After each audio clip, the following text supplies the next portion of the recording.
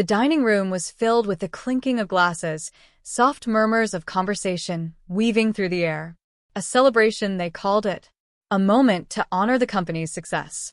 Lisa had worked for 12 relentless years to build Harper and Company into the powerhouse it had become. Then her father smiled, his hand resting on Ethan's shoulder, and said the words that shattered everything. "Your brother will be taking over now." Lisa felt her stomach drop, but her face remained composed. Years of practice had taught her that showing pain was a weakness in this family. She forced a smile, raised her glass. "To Ethan," she said, voice smooth, controlled. Around the table, their family and business associates echoed her toast, oblivious to the storm raging inside her. Ethan met her gaze from across the table, a smirk barely hidden. That was the moment Lisa knew this wasn't just her father's decision. Ethan had been waiting for this. Their father had always been a traditionalist. A son should inherit the empire. A daughter's work was temporary, no matter how much she built. Lisa had taken Harper and Company from a struggling logistics firm to a $75 million industry leader. She had secured million-dollar contracts, introduced cutting-edge technology, expanded operations. Ethan had done nothing, yet he was the chosen one. That night, Lisa barely slept. She sat in her home office, staring at the company's financial documents, contracts, shareholder agreements. While her father had been making speeches and Ethan had been failing at every venture he touched, Lisa had been doing something else. She had been securing power. By 3 a.m., she knew exactly what she had to do. The next morning, she walked into Harper and Company as she always had, but today, it wasn't just her company. It was her battlefield. Lisa arrived at Harper and Company that morning knowing exactly what was coming. The air felt heavier, the usual hum of the office replaced by a tense quiet. The employees had already heard the news. Her father's announcement at dinner had spread like wildfire. Some averted their gaze, unsure of where their loyalty should lie. She ignored them, walking with steady confidence, her heels clicking against the polished marble floors. She had exactly 15 minutes before her father and Ethan arrived. 15 minutes before they thought they would claim what was hers. She stepped into her office, shutting the door behind her. Her hands moved quickly, gathering the documents she had spent all night reviewing.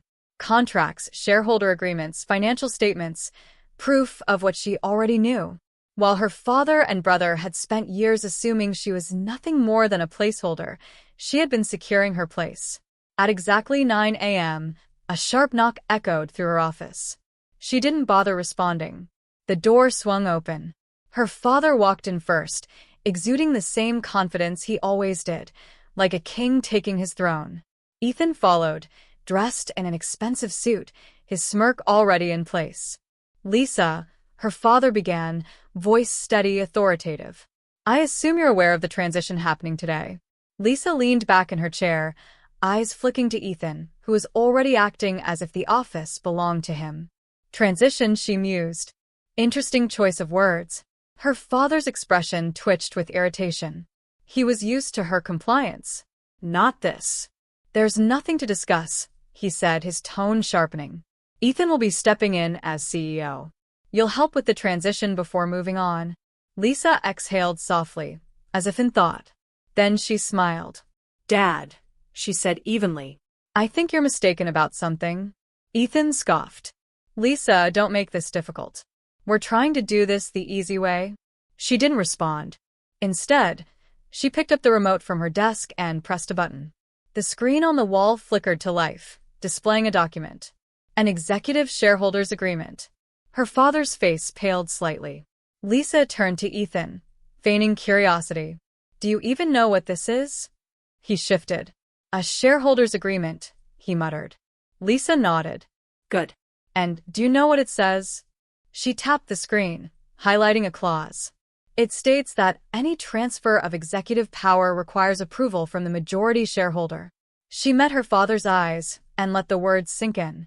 "And I," she said, voice calm, controlled, "hold 60% of Harper and Company." Silence. Her father's jaw tightened.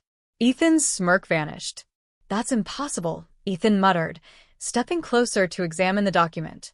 Lisa tilted her head. Actually, it's very possible, she said. Over the years, while you were busy failing at every business you touched, and Dad was busy believing bloodline mattered more than ability, I was doing something else. I was securing my position. Her father's hands clenched at his sides. Remember when you needed capital for expansion in 2017? She continued. You signed over 15% of your shares to me. And in 2019, when we had that legal battle, another 10% was transferred under my name. That, plus my original 35%, makes me the majority shareholder. Ethan's face turned red. You can't do this. Lisa pulled out another document. This is the most recent legal filing. Want to verify it? Ethan snatched the paper, scanning it quickly.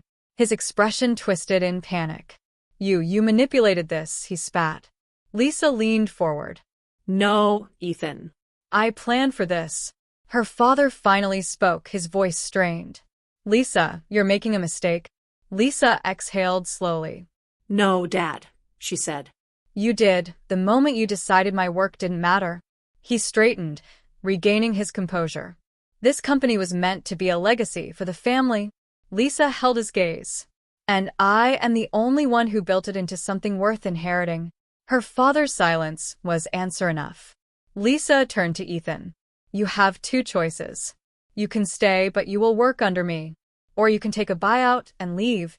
Ethan's face burned with humiliation. His hands curled into fists before he shoved the paper back at her. You'll regret this, he snarled before storming out. Lisa watched him go. She had expected nothing less. Her father lingered, staring at her like he was seeing her for the first time. He shook his head. I never thought you'd do this.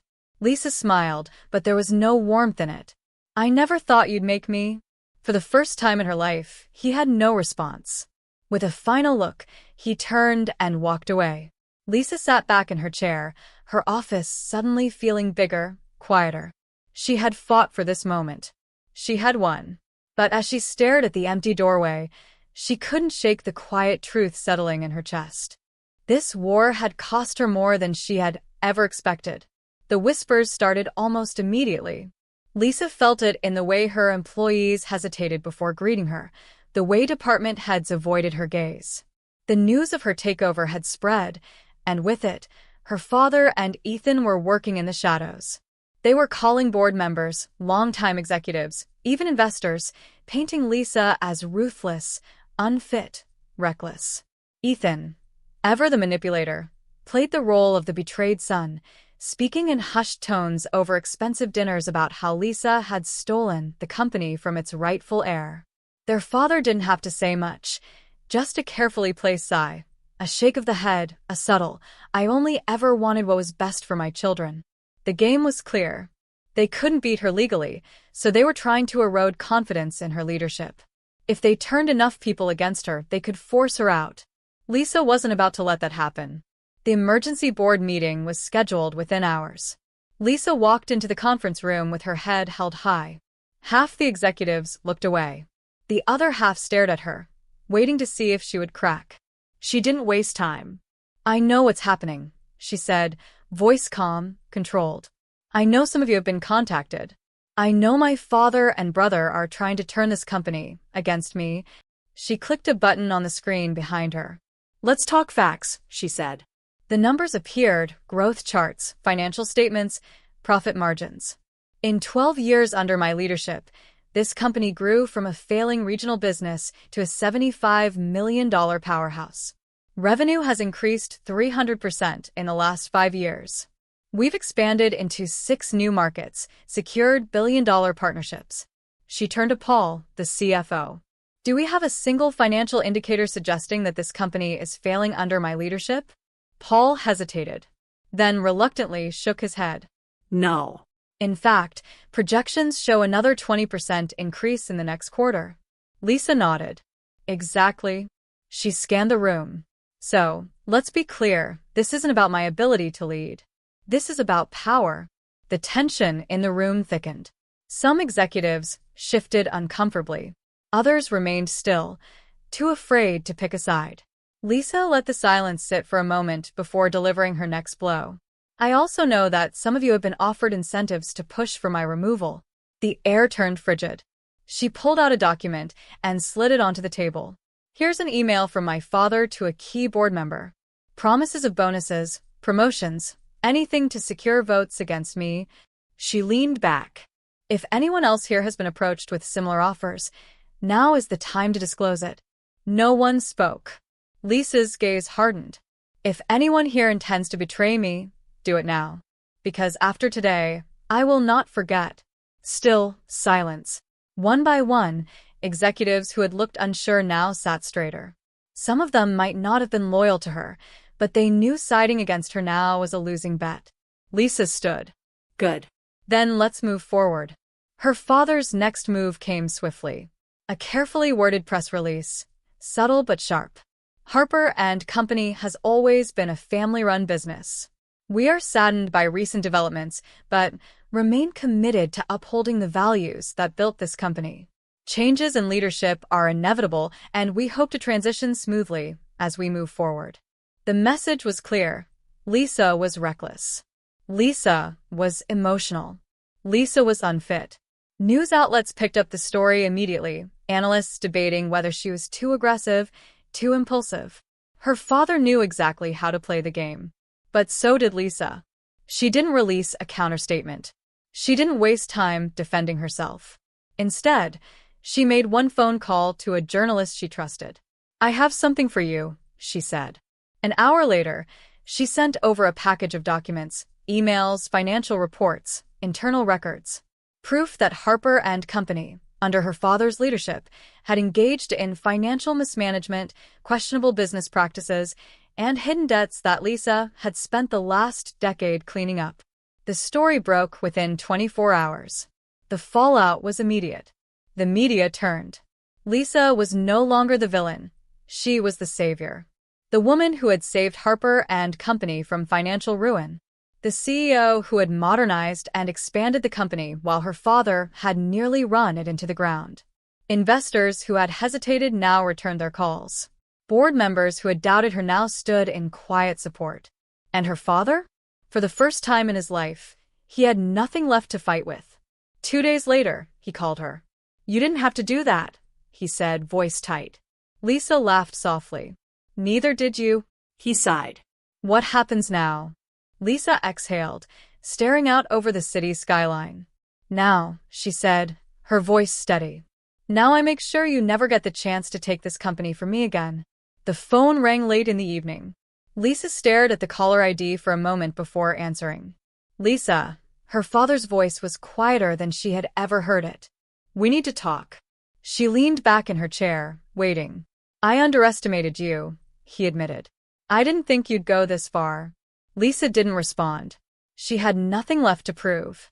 After a long pause, he sighed. I'm stepping down. I'll be selling my shares. I'll keep a small percentage as an investor, but I won't be involved anymore. Lisa expected relief, but all she felt was finality. This was the end of the battle. What about Ethan? She asked. Her father hesitated before replying. He's gone. Took the buyout. He won't be back. Lisa closed her eyes for a brief moment. She had won. But at what cost? Ethan didn't even fight. The moment it became clear that their father wouldn't be able to undo Lisa's control, he took the money and disappeared. She wasn't surprised. Ethan had never been strong enough to stand on his own. For years, he had relied on their father's protection, expecting power to be handed to him. But now, with no company, no influence, and no safety net, he ran. Lisa didn't chase after him. She could already picture him in some other city, trying to spin his next big idea, failing like he always did. But this time, there would be no one left to clean up his mess. For years, she had tried to convince herself that if she worked hard enough, if she proved herself enough, her father would finally see her as an equal. But she had been wrong. Now she no longer needed his approval. A year passed, and Harper & Company thrived like never before. Under Lisa's leadership, the company expanded into new industries, secured record-breaking contracts, and surpassed the $100 million mark. The board that once hesitated now fully backed her. The investors who had doubted her now sought her approval. She had done what no one believed she could. She had taken the company from the hands of men who dismissed her and turned it into something untouchable. For the first time in her life, she wasn't just proving herself. She was building her own legacy. One evening, Lisa met her father for dinner. Their first real conversation since everything had happened. He looked older, wearier. Not defeated, just different. "I read about your latest expansion," he said after a long silence. "It was a smart move." Lisa smirked slightly. "I know." A ghost of a smile touched his lips. There was no tension, no battle left to fight. Just quiet understanding. They both knew what had happened. They both knew how it had ended. But for the first time, it wasn't about the past. Her father lifted his glass. "To Harper and Company," he said. Lisa raised hers, clinking it against his. This time, there was no resentment, no need for validation. She had already won. And she no longer needed anyone to tell her so.